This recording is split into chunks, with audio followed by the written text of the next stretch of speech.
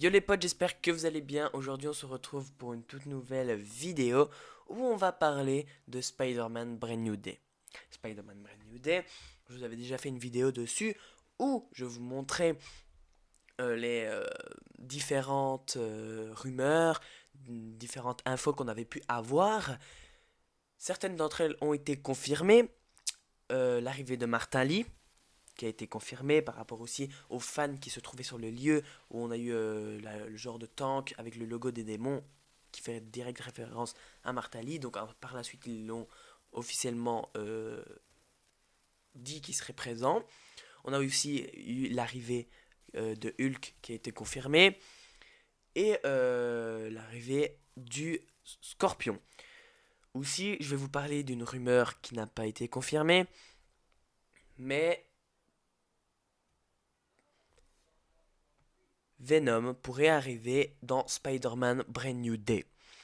Vous allez me dire d'où est-ce que je tiens ma source? Et ben ma source je la tiens des comics, car dans les comics on peut y voir Spider-Man, voilà, dans le comic Spider-Man Brand New Day, accompagné du Scorpion, de Martin Lee et de Venom.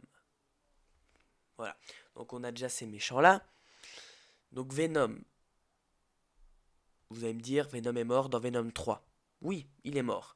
Mais dans Spider-Man No Way Home, on voit une scène post-crédit où on y voit Venom avec Tom Hardy dans un bar avant qu'il sorte euh, dans un genre de...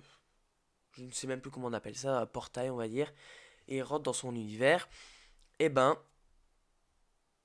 une partie du symbiote de Venom est restée accrochée sur le bar. Donc, ça paraît totalement logique vu que c'est dans l'univers de Peter Parker où joue Tom Holland. Donc, ça veut dire que cette partie de symbiote irait jusqu'à la personne, jusqu'au scorpion, et le scorpion deviendrait Venom. Car oui, dans les comics, c'est ce qui se passe. Le scorpion devient Venom. Alors pourquoi? Je ne sais pas, mais il devient en tout cas Venom. Ça c'est sûr, dans les comics, il devient Venom.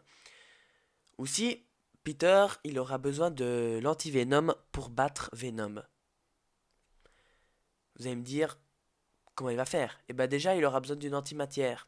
Et l'antimatière, c'est Mister Négative, alias Martali. Donc tout paraît plausible, tout paraît compréhensible.